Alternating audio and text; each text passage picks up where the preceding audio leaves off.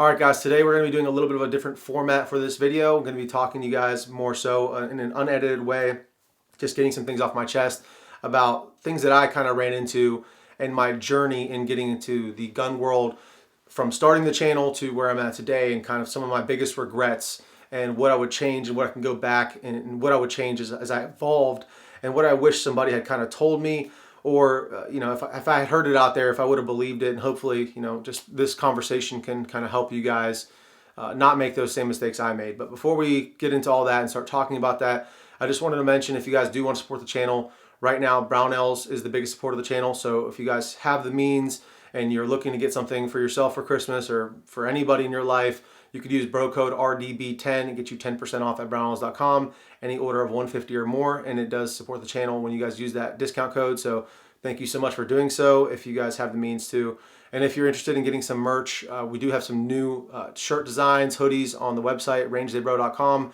You can go over there, have some pretty cool stuff coming out. I would like to hear what you guys think about the new designs on the website. So let me know down in the comments when you guys check out rangedaybro.com. Let me know what you think about some of the new shirt designs. I do all that myself, so I would love some feedback on that. And if you guys do like something while you're over there, picking it up would really mean a lot to me and support the channel. So appreciate you guys for that. So without further ado, I'm going to try to keep my ADHD under control and not go any too far off the beaten path as far as like with my thought process here. I don't have any notes. This is just coming from the heart and just from my head. And I've never really talked about this on the channel, which is, where did I start in my gun journey and some of the biggest regrets I have. And I'll just kind of throw it out there at the beginning and then explain it a little bit better as we go. So one of my biggest regrets in my journey from becoming a newly entered into the gun world, into getting more and more interested, building my first AR-15s, and then all the way to where I'm at today, which is, as you can see, the wall behind me has quite a bit of goodness up there, a lot of dollars up there, as far as how much money I've invested in some of the firearms that I have. And pretty much what I'm trying to say is, where I sit today, there's a lot of rifles and a lot of weapons that I have on the wall that I don't necessarily need. And obviously this is all going based off of, like, if budget is an issue, if budget constraint is an issue, which it is for 99% of people out there. You have a budget for what you can spend because you have a family, you have a mortgage, you have rent, you have gas, and it's crazy high cost of living these days.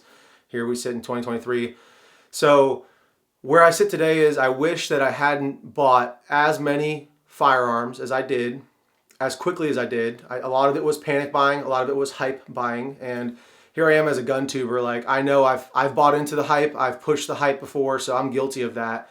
But I wanted to come clean with you guys and just tell you, like, where I sit today is, I wish I didn't buy all these rifles that I have behind me. I wish I had 4 less rifles, and I had night vision, and I had a lot more money to go to courses, and a lot more money for ammunition for the training aspect. And I already, sitting where I sit, shoot more than probably 95% of the people out there who are gun owners, just because of what I do for fun, which is this channel. So with that all being said, let me just take a step back and explain to you guys what I mean by that. And one last thing while I got it on my mind, like, it took me way too long to get medical, and I still haven't gotten the medical training yet on how to use the medical. So, and some would argue that's ass backwards, but again, let me go to the beginning. Where did I start? So grew up in, born in 1993.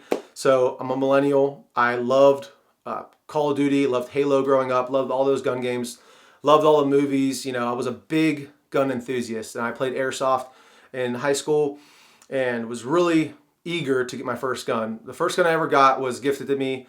It was a shotgun, Mossberg 835 12 gauge. Still have it in the back of my safe. I can't tell you the last time I shot it, but that was the first gun I ever got, and it was given to me by a family member. And I was pretty young then, but the first gun I ever purchased was a Smith & Wesson M&P 40 cal, and I bought that when I was in college. When I turned 21, I had some extra money, got a security deposit back from my apartment I was living in. When I moved out, I got some money, so I went and bought it at Thin Feather and Fur up in Ohio, where I grew up. And after that, I kind of shot it once or twice. I look back on videos of me shooting it then, and my grip was terrible. I mean, I was gripping under the mag. It was bad. It's kind of cringy to watch, but we all start somewhere. I didn't have any formal training. I wasn't watching videos or really taking it into my own hands. I was in college. And so I moved to Alabama for work to train for a year. That's where I bought my first AR-10. It was a Diamondback AR-10, 16-inch barrel, 308. And that thing ran great.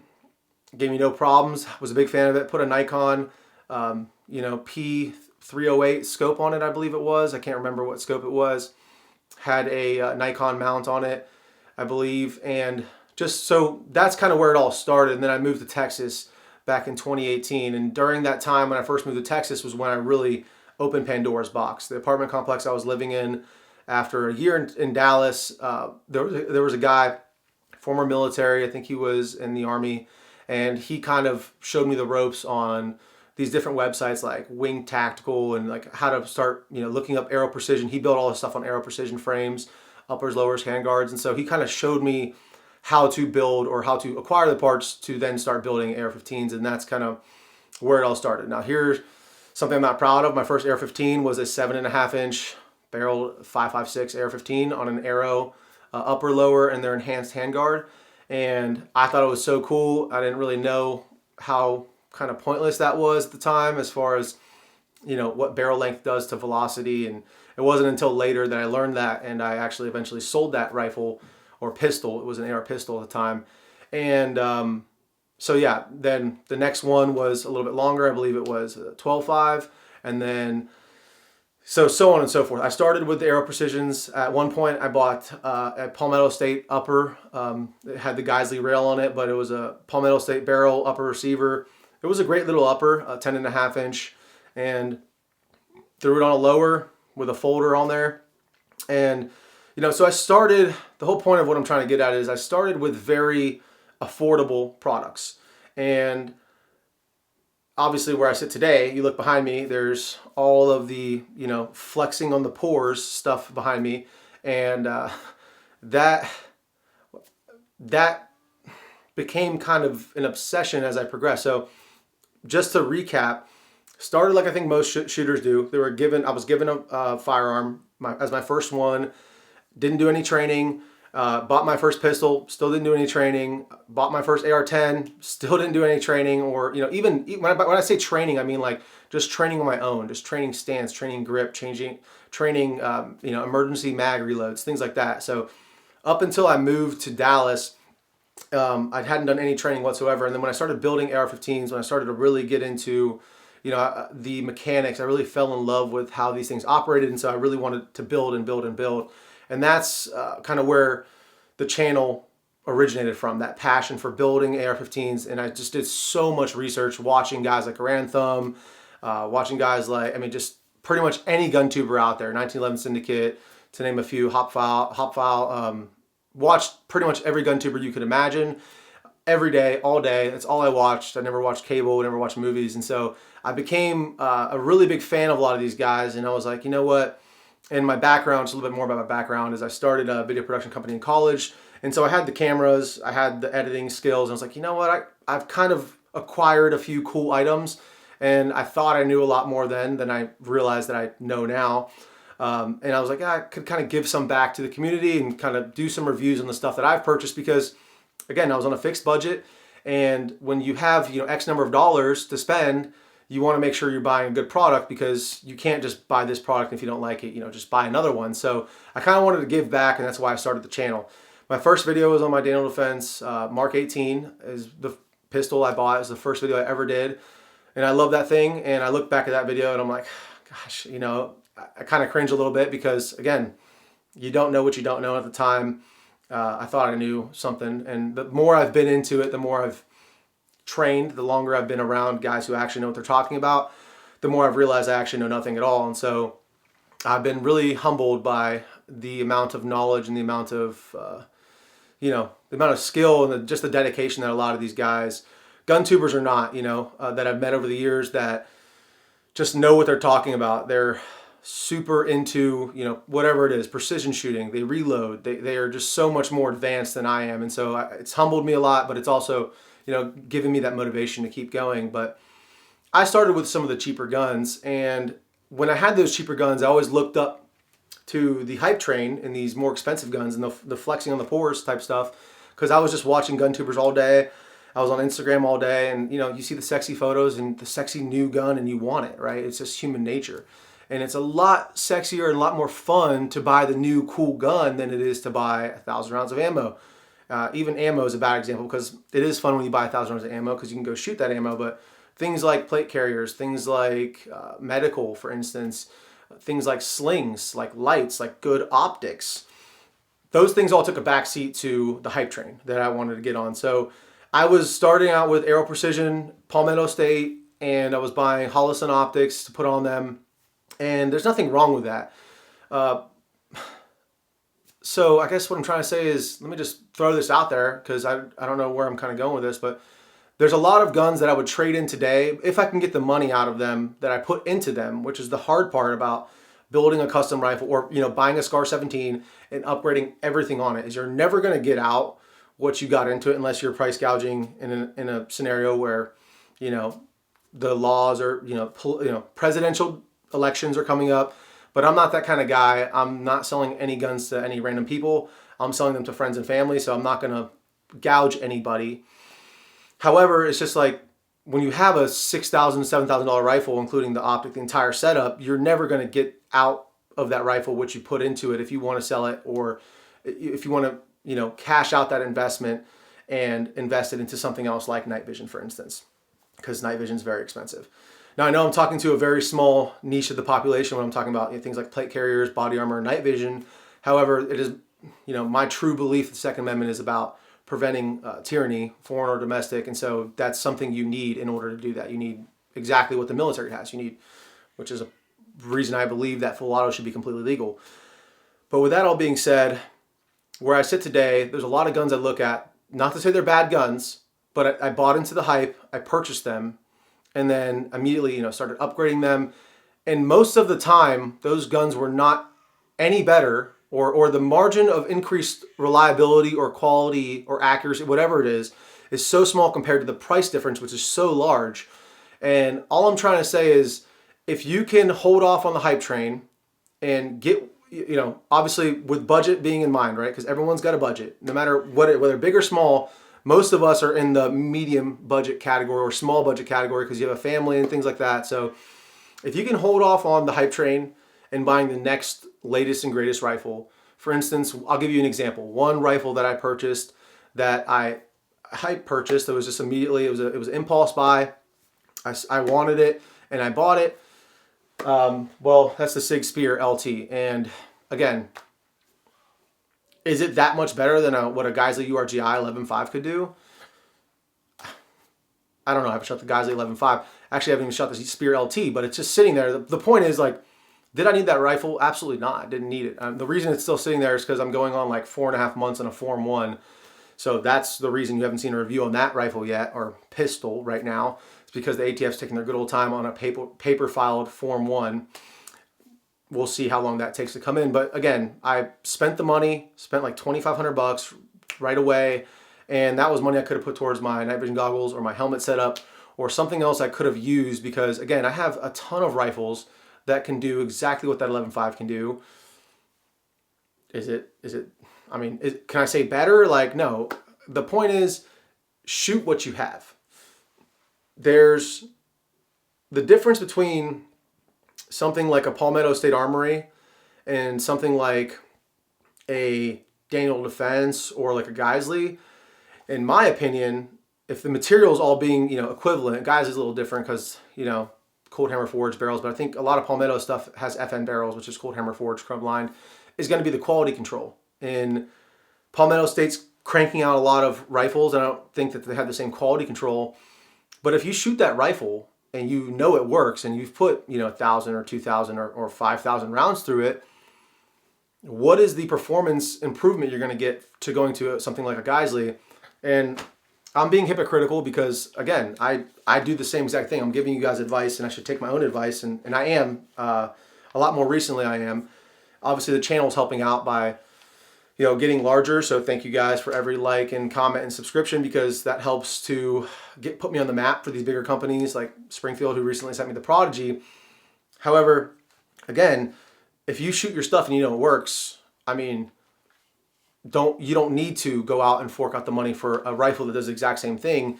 And one rifle, I'm a huge HK fanboy. I love HK. I just think that they're really high quality guns.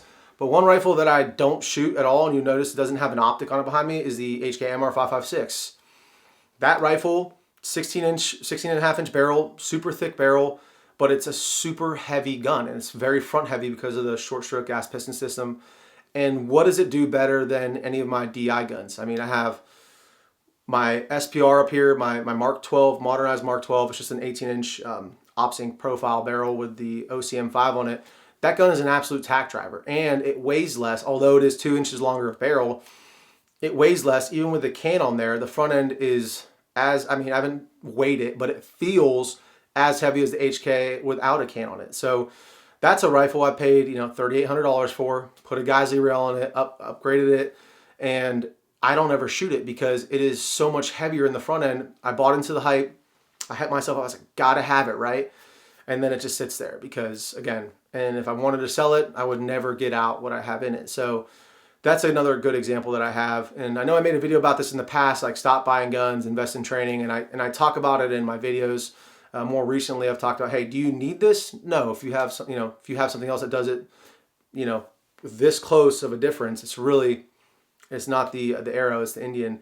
So again, I just wanted to get that off my chest and just talk to you guys about that, because that is something I'm really struggling with, because I'm on a spending freeze, just had a baby recently.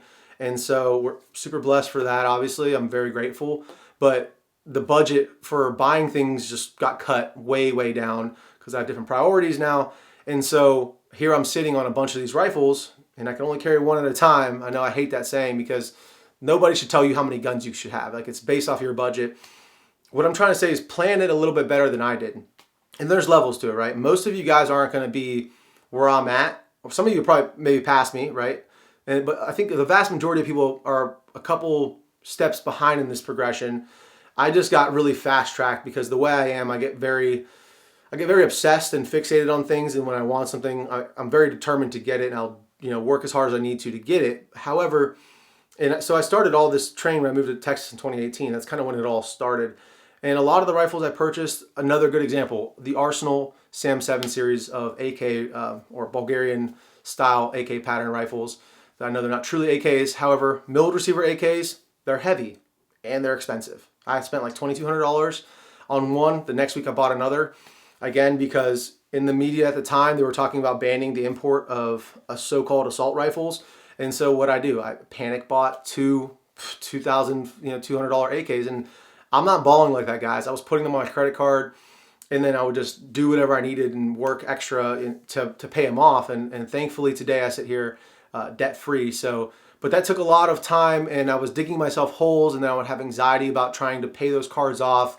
And again, the channel didn't really help because I felt like I had to keep getting new guns to review for you guys because you guys wanted new, fresh content, right? But I've learned through that experience that those AKs, although they're upgraded now to be able to take lights and vertical grips and things like that, they're not as good for a fighting rifle for me as something like my Mark 18 that I've had forever. So a lot of things that I bought into that I hype bought, that just sit there now, and they're really cool. Like, I don't think that they're pieces of crap, or like, I still love to go shoot them. And getting back to where you might be at in your journey, I started as like complete novice, like got handed a gun, and then I bought my first two guns. I would go shoot them in the woods, like with my buddies. And I think a lot of gun owners are in that category, right? I think the majority probably are in that category where they don't really train, they don't try to improve themselves, they're not shooting in competitions. And then they have the next level up, which is like guys who watch YouTube videos on how to improve their grip. They go, they train, they track their shots, their rifles are zeroed, they know what ammunition they're running through the rifles, what they're zeroed for. That's like kind of the next level, but they're not into the medical, they don't have body armor. They aren't looking into purchasing night vision. And then there's like the next step up, which is the guys who have chest rigs, war belts, who have maybe medical, who maybe have plates, and they're training regularly. Maybe they have a group of guys to train with. And then and I'm kind of in that group right now. I'm trying to get to the next level where I can purchase night vision, and then I can actually start doing a lot more courses with guys like the Haley Strategics and the Orion training groups and of the world. That's kind of, I'm in between level 3 and 4, I guess you could say. Because I am a civilian through and through. I never served in the armed forces, so this is all self-taught and from watching YouTube videos and just training at the range. I've done a couple courses with guys local, like up in Dallas. There's an ex-Mesquite SWAT team leader, XMTG, Extreme Tactics Training, something like that. Did a long-range course with him. It was great. It was awesome, but that was like a year and a half ago.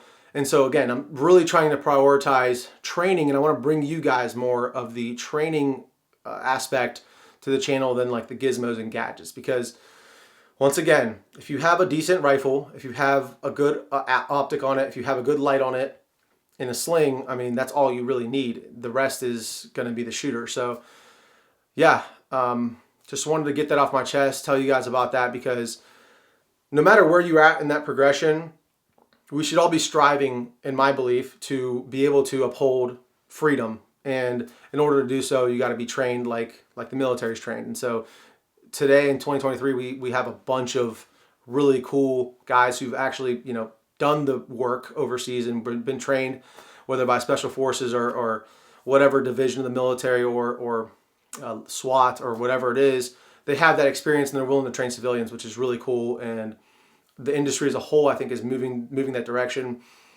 And I just love that. So I guess what I'm trying to say is don't buy into the hype. Don't make the mistakes I made, because here I sit today and I wish I had a stack of cash that I can spend on training, ammo, and particularly night vision, because that's a superpower. It's freaking awesome.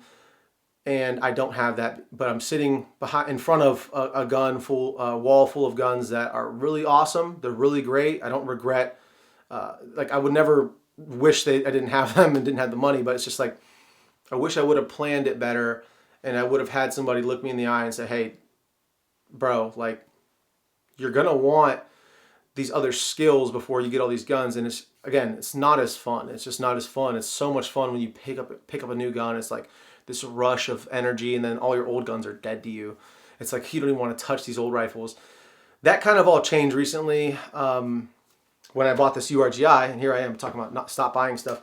When I bought this URGI from Geissele, I realized that all along, I wish I would have just bought this upper receiver to begin with. I would have just had this rifle set up to begin with, and I would have just stopped, because this thing is super well balanced. It's a great general purpose do-it-all rifle. I can shoot it out to 500-600 yards all day long, and it just is so well balanced. It's so lightweight, and it's just everything I need in a home defense, in a freedom defense situation. This is like and I could hunt with it if I really wanted to. I mean, just get a bolt gun for that, but those are relatively cheap these days as well for a good bolt gun.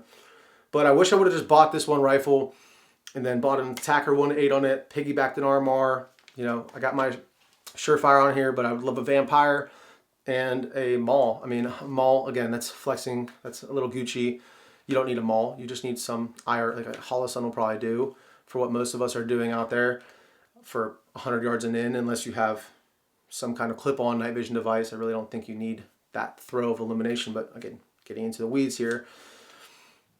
I wish I would have just had everything I needed for one rifle setup, and then I could invest that money elsewhere. And then once I had my one rifle, my one do-it-all, everything I want on it, exactly how I want it. And again, that's kind of twofold, because to get to the point where I'm at, to know that that's what I want, I had to kind of fumble over a lot of other builds and go through a lot of rounds of ammunition to figure out, okay, what I like, what I don't like. But again, the moral of the story is, like, don't do what I did.